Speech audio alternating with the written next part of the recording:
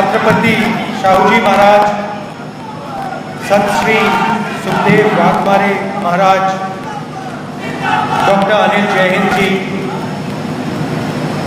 सुभाषिनी यादव जी, अशोक भारती जी, ब्रजेंद्र पाल गौतम जी, प्रतिभा शिंदे जी, T.S.. Patil ji, Shabir Ansari ji, Sudhir अनवाले जी, हमारे जो civil society के रिप्रेजेंटेटिव्स हैं और मीडिया के हमारे मित्र हैं, आप सबका यहाँ बहुत बहुत स्वागत, नमस्कार। कैसे हैं आप? ठीक है।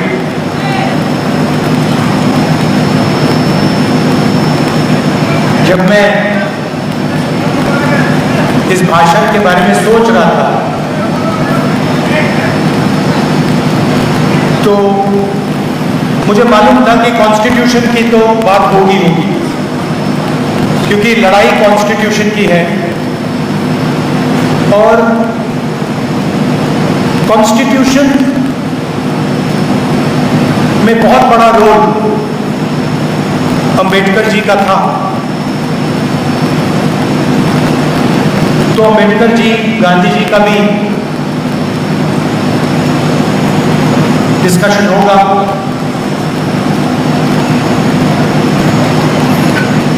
और फिर मुझे वो अंबेडकर जी के 3 शब्द याद आए, एजुकेट, एजुकेट, ऑर्गेनाइज। और मैं सोच रहा था कि अंबेडकर जी ने जब ये शब्द लिखे या बोले तो उसके पीछे सोच होगी। और मेरे दिमाग में सवाल उठा कि इन शब्दों का जो ऑर्डर है, सबसे पहले एजुकेट, उसके बाद में एजुकेट और उसके बाद में ऑर्गेनाइज। मतलब अगर आप अपने आप को एजुकेट नहीं करोगे, और एजुकेट का मतलब यह नहीं कि आप स्कूल और कॉलेज चले गए। एजुकेट का मतलब कि आप सिचुएशन को अच्छी तरह समझ रहे हो, जो आपके चारों तरफ हो रहा है उसको आप अच्छी तरह समझ रहे हो, जो फोर्सेस चल रही हैं, जो शक्तियां घूम रही हैं, उनको आप अच्छी तरह समझ रहे हो। मतलब यू आर ऑब्जर्विंग एक्यूरेटली कह दो उसको। उसके बाद ही एजुटेशन हो सकता है। उसके पहले अगर एजुटेशन शुरू हो गया तो उसका कोई मतलब नहीं है, क्योंकि उस एजुटेशन का कोई डायरेक्शन ही नहीं होगा। और फिर आपने बिना ऑर्गेनाइजेशन के एजुटेट कर दिया तो वो जो एजुटेशन है उसका जो पावर है वो ट्रांसमिट नहीं होगा। तो इसमें एक लॉजिक है। और फिर मैं सोच रहा था, जिसको आजकल मैं 90% कहता हूं, उसमें आप दलित वर्ग जोड़ दीजिए, उसमें आप ओबीसी वर्ग जोड़ दीजिए, आदिवासी वर्ग जोड़ दीजिए, माइनॉरिटीज जोड़ दीजिए, और इसमें अगर आप और ऐड करना चाहते हैं उसमें आप 5% गरीब जनरल कास्ट भी जोड़ दीजिए। पूरा ऐड करेंगे तो 95%। और मैं सोच रहा था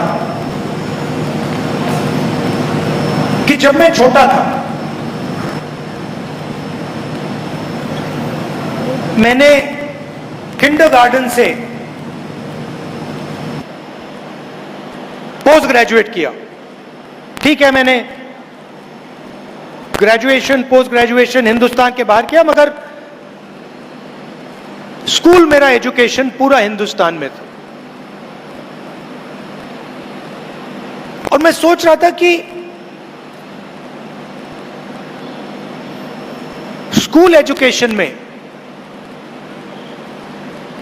मुझे अनटचेबिलिटी के बारे में, दलितों के बारे में, कितनी किताबें पढ़ने को मिली, कितने चैप्टर्स थे। हिस्ट्री तो बहुत बड़ी है, आज 15% है, 3000 साल पुरानी हिस्ट्री है। मगर एजुकेशन सिस्टम में 3 लाइन, 5 लाइन,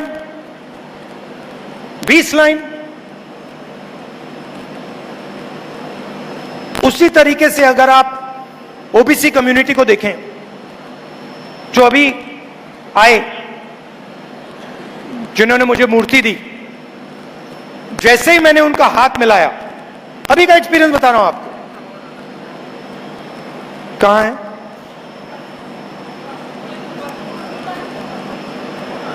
स्वप्निल कुमार जी कहां हैं? कहां हैं? चले गए? पीछे क्यों? उनको आगे लाइए ना। देखो यही है, पीछे कर दिया। जो हाथ से काम करता है वो पीछे है। तो जैसे ही मैंने इनका हाथ मिलाया, कांटेक्ट होते ही मुझे पता लग गया कि इस हाथ में हुनर है। अब आप देखिए, जिसके हाथ में हुनर है उसको पीछे बैठा दिया है। और ये हिंदुस्तान में 24 घंटा हो रहा है। 24 घंटा। जिसके हाथ में स्किल है, जिसके हाथ में कैपेबिलिटी है, जिसके हाथ में एक्सपीरियंस है, चाहे उसे आप नाई कहें, मोची कहें, कारीगर कहें, फैक्ट्री में वर्कर कहें, जिसके हाथ में हुनर है उसकी हिस्ट्री तो हमारे एजुकेशन सिस्टम में है ही नहीं। उसके बारे में कुछ कहा भी नहीं जाता है। उन्होंने क्या किया, कैसे किया, क्या उनके खिलाफ डिस्क्रिमिनेशन हुआ, क्या उनको सहना पड़ा, वो तो है ही नहीं। मैं अपना एक्सपीरियंस बता रहा हूं, पता नहीं शायद आपने स्कूलों में पढ़ा हो। मैंने स्कूल में ना दलितों की हिस्ट्री नहीं पढ़ी, ना दलितों की हिस्ट्री पढ़ी, ना पिछड़ों की हिस्ट्री पढ़ी। और आज तो उल्टा हो रहा है। आज वो थोड़ी सी हिस्ट्री जो है उसको भी मिटाया जा रहा है। और हिस्ट्री के बिना, अपनी स्पेस को पहचाने बिना, अपनी लोकेशन को समझे बिना एजुकेशन पॉसिबल ही नहीं है।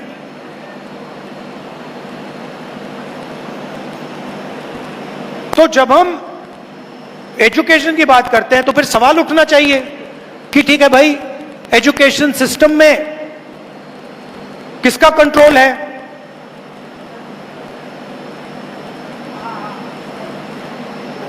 आप एजुकेशन सिस्टम को देखिए, आज पूरा का पूरा प्राइवेटाइज हो रहा है। गरीब बच्चे को डॉक्टर बनना हो, लॉयर बनना हो, ठीक है, वो सपना देख सकता है। भारत जोड़ो यात्रा में हजारों बच्चों से, क्या हुआ? नहीं नहीं, नो नहीं, नो नहीं, नो नहीं। हजारों बच्चों से मिला, सब कहते हैं मैं इंजीनियर बनना चाहता हूं, मैं डॉक्टर बनना चाहता हूं, मैं आईएएस में जाना चाहता हूं। और जब मैं इनसे बात कर रहा था, मेरे माइंड में क्या था कि मेरा देश इनसे झूठ बोल रहा है। इंजीनियर कितने लोग बनेंगे? डॉक्टर कितने बनेंगे? 2%, 3%, 5%, 7%, 90% तो नहीं बन सकते। बट हर रोज हमारे बच्चों को कहा जाता है कि भैया इंजीनियर बनने का सपना देखो, डॉक्टर बनने का सपना देखो, लॉयर बनने का सपना देखो। और फिर उनके माता पिता से कहा जाता है ठीक है भैया, अब आप 10 लाख रुपए निकालो। 15 लाख रुपए निकालो, 20 लाख रुपए निकालो, 1 करोड़ रुपए निकालो, 2 करोड़ रुपए निकालो, दे ही नहीं पाते हैं। तो आपने इमेजिनेशन को दबा दिया, हिस्ट्री को दबा दिया, और एजुकेशन का जो सिस्टम है उसमें आप एंट्री नहीं देते हैं। और फिर लोग कहते हैं कि भैया सुपर पावर बनेगा। कहां से सुपर पावर बनेगा? 90% तो गेम ही नहीं खेल रहा है, 90% बाहर बैठा हुआ है, 5% लोग चला रहे हैं। अदानी जी जो भी बिजनेस खोलना चाहते हैं खोल सकते हैं, अंबानी जी हर बिजनेस में जा सकते हैं, मगर अगर ये कुम्हार जी जो मूर्ति बनाते हैं, अगर इन्होंने सपना देखना शुरू कर दिया कि भाई मैं दूसरे तरीके से मूर्ति बनाना चाहता हूं, मुझे थोड़ी फंडिंग की जरूरत है, 15 मिनट में पता लग जाएगा रास्ता बंद है।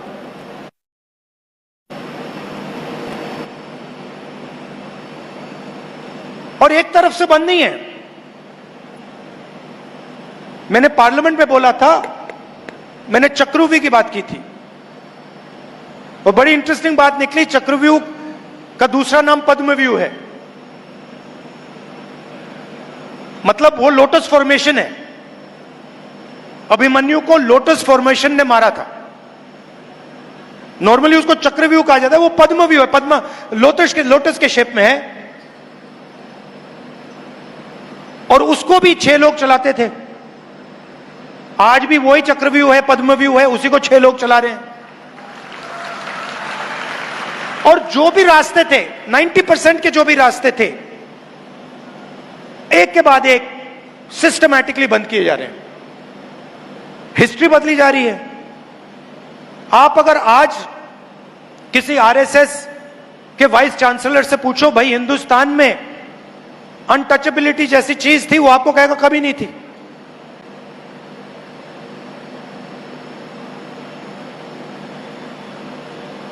रोहित वेमुला कुछ भी कह ले,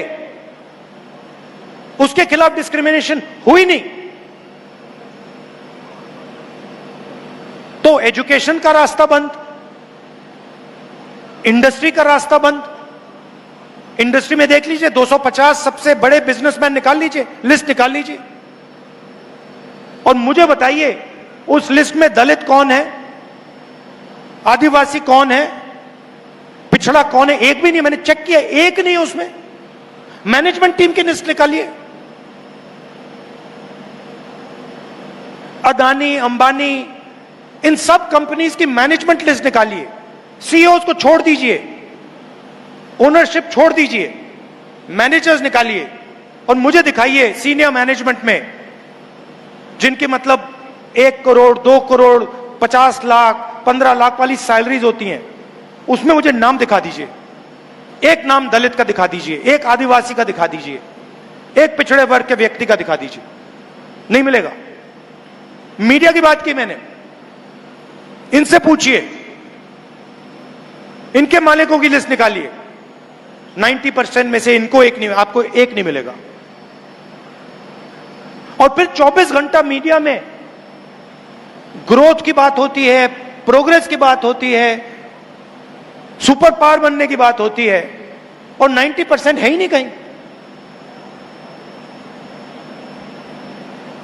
हाईकोर्ट देख लीजिए, जुडिशरी देख लीजिए, इंडस्ट्री देख लीजिए, इंटेलिजेंस एजेंसी देख लीजिए। अच्छा, मैंने लिस्ट निकाली आरएसएस के जो नॉमिनेटेड लोग हैं, हजारों लोग हैं उसमें, जो हिंदुस्तान का इंस्टीट्यूशनल इंफ्रास्ट्रक्चर में वो डालते हैं, संस्थाओं में डालते हैं, उसमें आपको एक दलित नहीं मिलेगा, एक आदिवासी नहीं मिलेगा, एक पिछड़ा ही मिलेगा। तो 90% के लिए सारे के सारे दरवाजे एक के बाद एक बंद हो रहे हैं। अग्निवीर क्या है? लोग कहते हैं अग्निवीर जवानों के लिए स्कीम है। अग्निवीर हिंदुस्तान के 90% लोगों के हाथ से पेंशन छीनने का स्कीम है। पहले अगर एक युवा आर्मी में जाता था, जवान बनता था, तो देश उसे कहता था कि देखिए, आपने देश को अपनी जिंदगी दी है, हम आपको प्रोटेक्शन देंगे, हम आपको पेंशन देंगे, कैंटीन देंगे, और अगर आपको कुछ हुआ, अगर आप शहीद हुए, तो हम आपको कॉम्पेंसेशन और शहीद का दर्जा देंगे। यह कमिटमेंट था हिंदुस्तान की सरकार का, और उसमें ज्यादा से ज्यादा 90% लोग हैं।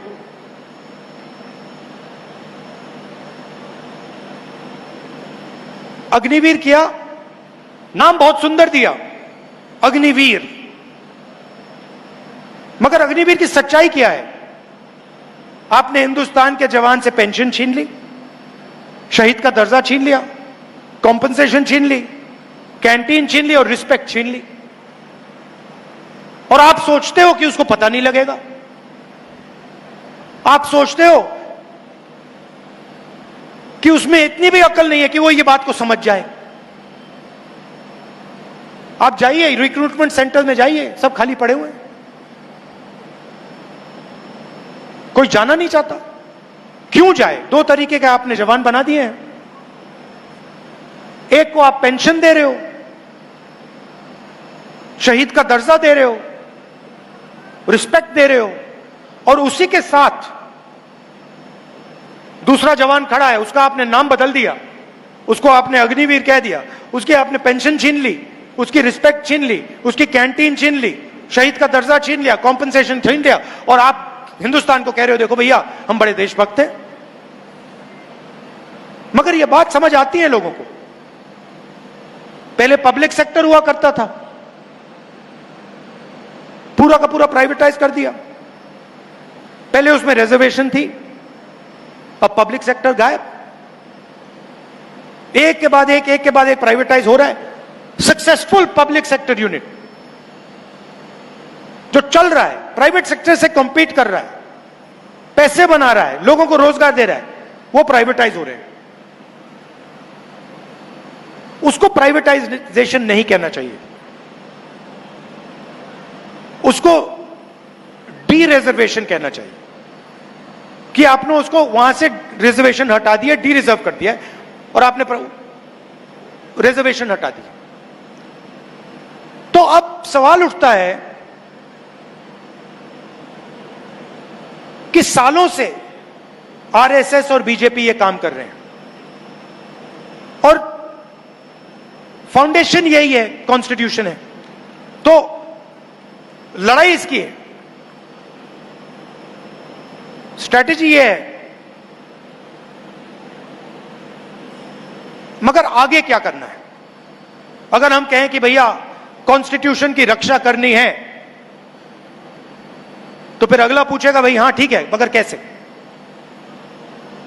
एक्शन क्या है कॉन्स्टिट्यूशन को बचाने की? तो दो तीन सिंपल से एक्शंस मुझे दिखाई दे रहे हैं।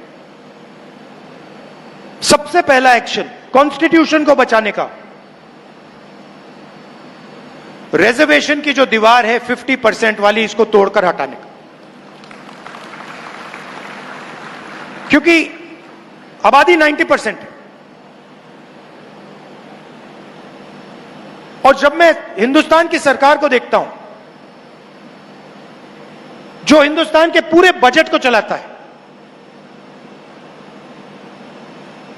90 आईएएस ऑफिसर्स इसको चलाते हैं। हिंदुस्तान के बजट का सारा पैसा, 100% पैसा ये 90 लोग डिसाइड करते हैं। 90 में से 3 ओबीसी हैं। आपकी आबादी 50% कम से कम, 90 में से 3 आपके। दलितों की आबादी 15%, उनके भी 3। आदिवासियों की आबादी 8%, उनका 1। मगर उससे बात समझ नहीं आती, 90 और 3 में से बात समझ नहीं आती। बात फाइनेंस की जब बात होती है तब समझ आती है। आपकी आबादी 50% पिछड़ा वर्ग, ओबीसी, और हिंदुस्तान के बजट में अगर हिंदुस्तान 100 रुपए खर्च करता है तो 5 रुपए का डिसीजन ओबीसी अफसर लेते हैं। आबादी 50% और फाइनेंशियल डिसीजन 5%। दलित 15% आबादी, 100 रुपए में से 1 रुपए का निर्णय वो लेते हैं। और आदिवासी 8%, 100 रुपए में से 10 पैसे का निर्णय वो लेते हैं। तो अगर आप 90% का पूरा फाइनेंशियल डिसीजन मेकिंग पावर जोड़ दो तो 100 रुपए में से 6 रुपए 10 पैसे का निर्णय 90% हिंदुस्तान लेता है।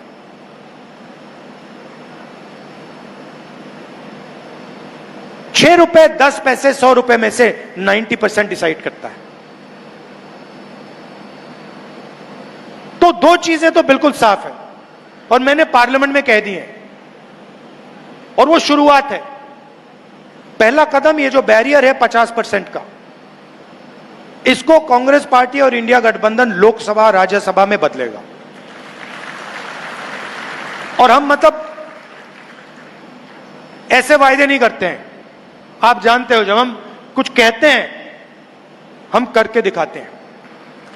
ये हमारा रेप्यूटेशन है। हमने कहा कन्याकुमारी से शुरू होगी, कश्मीर में बंद होगा, खत्म होगी। कन्याकुमारी से कश्मीर गए। तो पहला स्टेप, ये जो फॉल्स सीलिंग, आर्टिफिशियल सीलिंग लगा रखी है, इसको हटाना है। और दूसरा स्टेप, जिसको मैं क्रांतिकारी स्टेप कहता हूं, जाति जनगणना, कि यह पता लगाना है कि इस देश में पिछड़े वर्ग के लोग कितने हैं। आज कोई नहीं जानता। मैं कह रहा हूं 50% है, मगर लीगली कोई नहीं जानता। अगर आप मेरे पास आए और आपने कहा नहीं 10% है, तो लीगली आप भी सही हो, मैं भी सही हूं। जाति जनगणना के बाद आप मुझे कह नहीं पाओगे कि भैया आप 10% हो। मैं कहूंगा नहीं भैया 10 नहीं है, 50 है। दूसरी बात, जब हम जाति जनगणना की बात करते हैं, हम सिर्फ कास्ट सेंसस की बात नहीं करते हैं, हम इसमें दो और चीजें जोड़ना चाहते हैं। सबसे पहले, किसकी कितनी आबादी, दूसरा इन अलग अलग वर्गों का हिंदुस्तान के फाइनेंशियल सिस्टम में कितनी पकड़ है, इनके हाथ में कितना धन है, दलितों के हाथ में कितना धन है, आदिवासियों के हाथ में कितना धन है, पिछड़ों के हाथ में कितना धन है। Socio economic survey. और उसके बाद जो मैं सोचता हूं उससे भी जरूरी, हिंदुस्तान की संस्थाओं में इन लोगों की कितनी पकड़ है। जुडिशियल सिस्टम में आदिवासी कितने हैं, दलित कितने हैं, पिछड़े कितने हैं, किस लेवल पे हैं। मीडिया में कितने हैं, किस लेवल पे हैं। ब्यूरोक्रेसी में कितने हैं। आईएएस ऑफिसर्स कहां कहां बैठे हैं, कौन कौन कहां है, कितना बजट कौन संभाल रहा है। एक प्रकार से जैसे जब किसी को चोट लगती है, हम कहते हैं भैया जाओ एक्सरे कराओ। अगर आपको चोट लगे और डॉक्टर ने कहा कि भैया एक्सरे कराओ, आप कभी मना करोगे? नहीं करोगे ना, कहोगे चोट लगी है, एक्सरे करानी है। तो जाति जनगणना एक्सरे है हिंदुस्तान का। हम उसके बारे में अभी कुछ कह नहीं रहे। हम पहले एक्सरे लेना चाहते हैं। हम जानते हैं कि चोट लगी है, हमें नहीं मालूम कि कंपाउंड फ्रैक्चर है, नॉर्मल फ्रैक्चर है क्या है? हम जाति जनगणना इसलिए करना चाहते हैं, हम पता लगाना चाहते हैं कि एग्जैक्टली हो क्या रहा है। हमें पता लग रहा है कि दर्द है, वो दिख रहा है सबको। हम ये पता लगाना चाहते हैं कि इसका कारण क्या है। अब जैसे ही मैं जाति जनगणना की बात करता हूं, वैसे ही आरएसएस के लोग, बीजेपी के लोग सारे के सारे कहते हैं जाति जनगणना नहीं होना चाहिए। और मैं आपसे पूछना चाहता हूं, एक्सरे करवाने में क्या प्रॉब्लम है? सच्चाई निकालने में क्या प्रॉब्लम है आपको?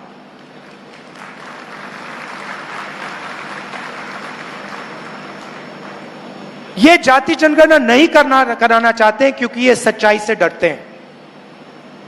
ये चाहते हैं कि देश के जनता को पता ना लगे, 90% को पता ना लगे देश का धन, देश की संस्थाएं, देश को चलाने का सिस्टम किसके हाथ में है, कितना किसके हाथ में।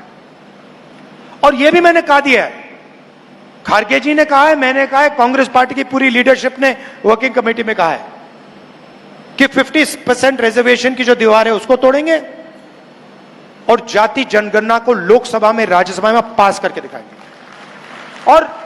और आप यह भी समझ लीजिए, इसको कोई शक्ति नहीं रोक सकती है। दुनिया में कोई शक्ति नहीं है।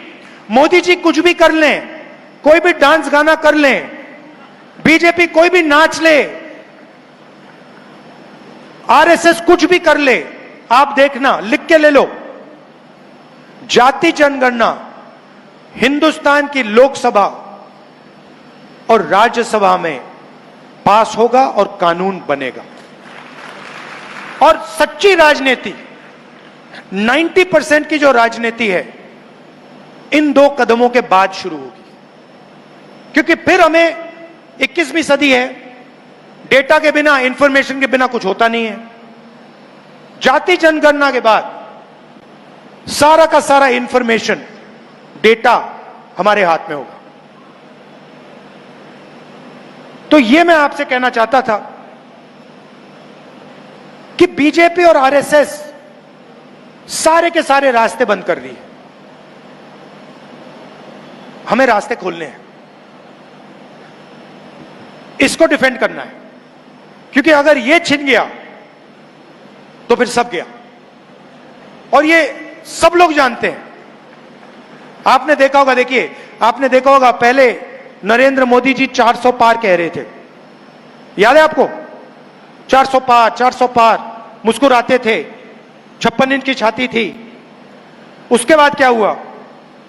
उसके बाद हिंदुस्तान की जनता ने बिना उन्हें एक शब्द बोले उन्हें कह दिया, इसको आपने छुआ, फिर देखो क्या होता है।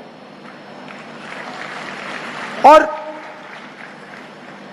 आप सबको बहुत अच्छा लगा जब नरेंद्र मोदी जी ने कॉन्स्टिट्यूशन को अपने सिर पे ऐसे लगाया। वो लगाना पड़ा, वो इस किताब को मानते नहीं है। हिंदुस्तान की जनता ने उन्हें कहा, भैया सिर झुकाओ और इसको अपने माथे पे लगाओ, और उनको करना पड़ा। यह है हिंदुस्तान की जनता की शक्ति और हिंदुस्तान की जनता का ज्ञान। वो समझते हैं, गरीब से गरीब व्यक्ति समझता है कि अगर यह चला गया तो सब कुछ चला गया, और इसको हम कभी जाने नहीं देंगे। ये कुछ भी कर लें, यह नहीं जाएगा यहां से।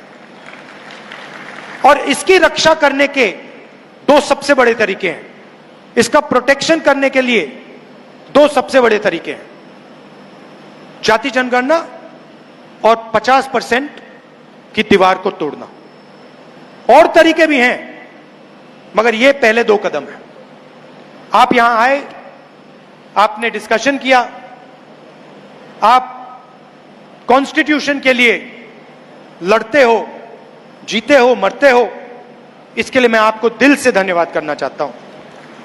और मैं आपको कहना चाहता हूं कि जहां भी मेरी जरूरत होगी, जहां भी मेरी जरूरत होगी 90% की मदद करने के लिए, मैं वहां जैसे ही आप ऑर्डर दोगे मैं हाजिर हो जाऊंगा।